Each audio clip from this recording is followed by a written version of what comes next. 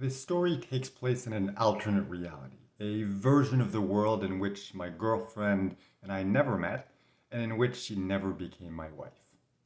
The year is 2022, and I'm traveling across Latin America. My goal to become the best version of myself, the version of myself that deserves to be with that soulmate, that woman that I'm supposed to spend the rest of my life with. It's about 8 months in my journey, and I arrived to Managua, Nicaragua. First time I've ever been there in my entire life. And like with every other country that I visit, I don't really know what to expect, but I know that no matter what, I'm going to experience something new. So I do as I've been doing lately, rent an apartment, start living my life, start dating, try to have fun, try to have adventures, try to grow as a person. But as it goes, it starts to feel more and more empty. Because it's been 8 months, I'm starting to wonder, what if I never find that one special woman, that one person I'm supposed to be with? So I keep doing what I do. And at some point, I notice something that temporarily distracts me from my mission, from my travels. I discover a lump on my testicle, but because I haven't met my girlfriend, I don't really bother to get it checked out. I'm like, it's probably nothing. It'll probably go away by itself. Not worth the trouble. So because I don't get it checked out, there is no doctor that tells me, hey, it could be cancer. Go home immediately and get it checked out. So I stay in Nicaragua. I continue dating. I continue doing the things I've been doing. Visit a few different cities, do different activities, meet different people, but it all kind of feels the same, boring. I keep doing this for a while. Travel from city to city and eventually from country to country, but I can't seem to find that one person. And the more I go, the more empty I feel inside. It eventually gets to the point where the 1 month or the 1 year anniversary comes up, and at around that point, I run out of money and I have to make a decision. Do I stay in one of these countries, get a job that barely pays, and continue my travels that way? Or do I give up and go home? Takes a little while, but eventually I decide, you know what? I've given it my best try. It just didn't work out. So let's just go home. So hop on a plane, head back to Canada, spend a couple weeks with my best friend, start looking for an apartment, eventually find someone who's subletting their furnished apartment while they're traveling.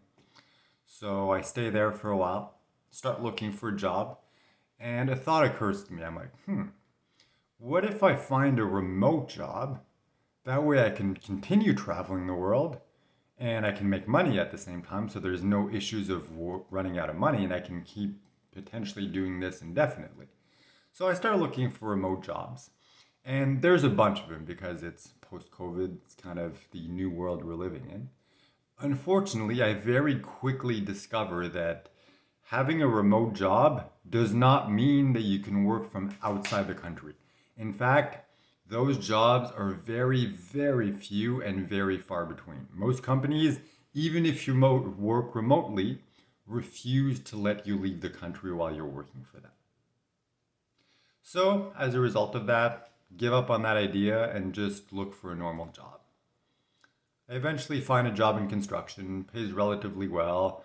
I enjoy the fact that it's physical because it's distracting. It's a nice change of pace. Plus, I lost some weight while I was traveling, so nice to get back into shape.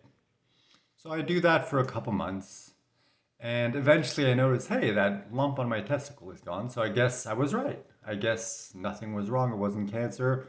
Glad I didn't waste my time and money going to a doctor when I was traveling. So keep working, and after a while I started developing a cough, and I'm not really sure why. We've been, because we work in construction, sometimes there's dust and stuff like that. So I'm like, it's probably just that. It'll pass. So wait a couple days, doesn't pass. Wait a couple weeks, still doesn't pass. Wait a couple months, and it's still not gone. At that point, I kind of start to wonder, but because there's no one in my life to motivate me, to make me want to go get checked out to make sure I'm healthy, not just for myself, but for them too, I just ignore the problem, assuming it's eventually going to go away. But it doesn't. It progressively gets worse and worse. But I'm very stubborn and I'm focused on my job and I'm trying to kind of ignore the fact that I gave up on my dream of traveling and finding the love of my life and everything. So I just kind of focus on that and barrel forwards. But it gradually gets worse and worse until it gets to the point where I don't really have a choice. I'm like, fine, I'm just gonna go get, an x-ray, get checked out just to prove that everything is fine. And just like the lump in my testicle, eventually everything's gonna go back to normal. Unfortunately, it's not okay.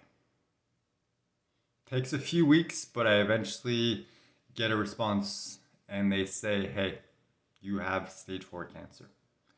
And because I waited so long, the prognosis is no longer, hey, if you do nothing, you'll be dead in 60 days. Is if you do nothing, you could potentially be dead within the week. Everything else is the same. Stage 4, odds of being alive in 5 years are around 10%. Odds of being alive in 10 years are impossible to tell because most people don't live that long. So obviously, it hit me pretty hard, but not quite as hard as it would have had if I had met someone, if I had someone in my life. Because yes, I have friends, I have family, and they love me and care about me, but it's just not the same. And because I don't have that special person in my life who insists that I go through this difficult period with family, I don't go spend a few weeks living with my father. I don't go live with my sister for 7 months. I don't get closer to my sister than I've ever had before. I don't get closer to my brother-in-law. I don't get closer to my niece. She doesn't get comfortable enough to start giving me hugs and start telling me she loves me. Instead, I switch from one apartment to the next, hopping around because I don't have any furniture, I don't have anything to my name except the clothes on my back. And given the situation and the prognosis I was given, there doesn't seem to be much point in investing in things. Yes, I'm a very positive person. Yes, I'm convinced that I'm going to find a way to overcome this, to survive this, and be the first person in the world to do so. But it's just a little more difficult than it could have been to believe that if I had someone special in my life. So I keep working for a while, as long as I can. Unfortunately, after a couple months, it just becomes too intense, and I don't have a choice but to stop working. And unfortunately, it's not the type of job where you can go on disability. It's the type of job where you work and get paid, or don't work and don't get paid. So my only option is go on welfare and move in with my dad because I can't afford to spend I can't afford to have an apartment by myself anymore. And the reason why I choose to go live with my father rather than my sister is because I feel like it's going to be less of an imposition to him. He has a big house. He's by himself. He's a very quiet person. He does his own things. He knows I'm going to do my own things. And at the same time, I know we get along because, I stayed with him after my mother left when I was young. And also for multiple years when I was younger, I would go back every year for a few months to work in farms and stuff like that nearby. And I would stay with him during that time. So I know it's a good arrangement. So, I speak to my dad, he agrees, so I move in with him and use part of the money that I get from welfare to pay him rent and the rest to pay for food. And that's all I have the budget for. I can't afford anything else. So weeks turn into months. My condition progressively gets worse and worse. Eventually, I start getting really intense headaches, and I try to figure out what it is. And eventually, we discover okay, you have tumors in your head. So, in order to treat that, we do radiotherapy. It gets rid of the headaches, but I have to be on a drug called Decadron, and that causes a bunch of side effects. But at least we halted the growth of the tumors and we got rid of the side effects that were caused by that. So a couple more months go by, and then we discover, huh, that mass in your leg that was never an issue before, but that started hurting recently, turns out that's a massive tumor. In fact, that was the origin of the cancer, and then it spread to your lungs, and then it spread to your head. So there's not really much else to do aside from just continue immunotherapy for that. So that's what we do. Then a couple more months go by, have relapses, have trouble breathing, increased coughing. Turns out that the largest tumor in my lungs has grown and it's now pressing against my bronchi, and that's what's causing the issue. So in order to take care of that, we do 5 radiotherapy sessions this time, targeting that biggest tumor in my lung, hoping to get rid of things. It does eventually help, but there's a period of 5-6 weeks that makes it much, much worse. Everything is so much more intense.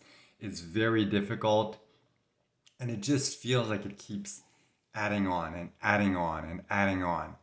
And there's pain and there's discomfort and there's throwing up and there's headaches, and it's just like it keeps piling up and piling up and piling up and piling up, and it gets to the point where that motivation that I had, that determination, that knowledge, that belief that no matter what happens, I'm going to be okay.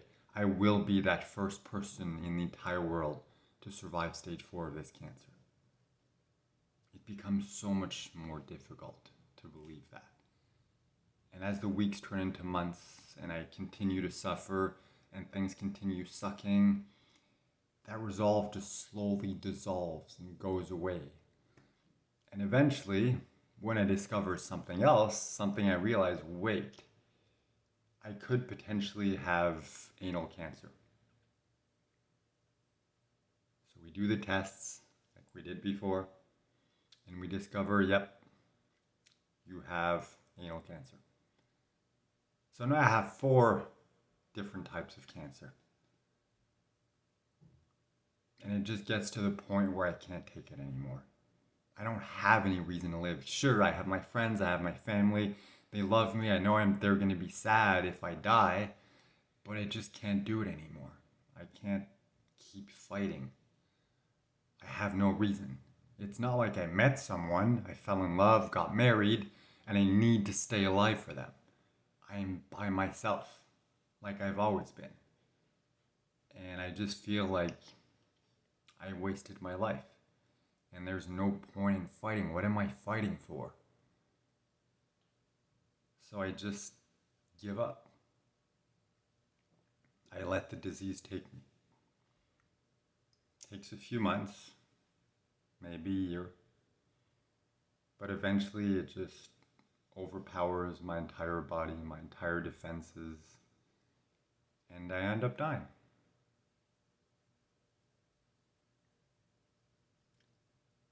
Now, the reason why I'm sharing this story and the reason why I made up this story is because the last few months have been very, very intense. And even though I don't yet know if I have anal cancer or exactly what's going on down there, I'm starting to have those thoughts of I wish I could give up. But I know I can't, because in this reality, in the real world, I did meet my girlfriend and we did get married. So I have a wife, I have a reason, I have a motivation to keep fighting.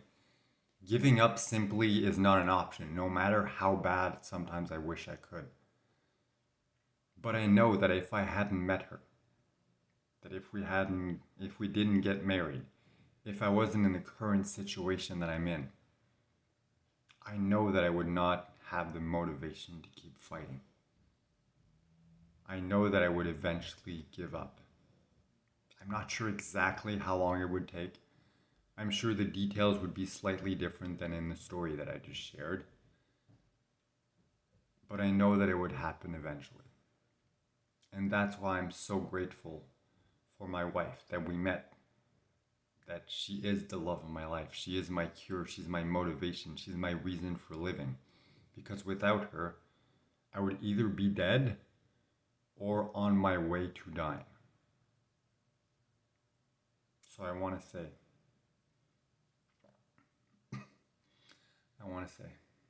gracias por estar en mi vida, mi amor. Te amo mucho, mucho, mucho.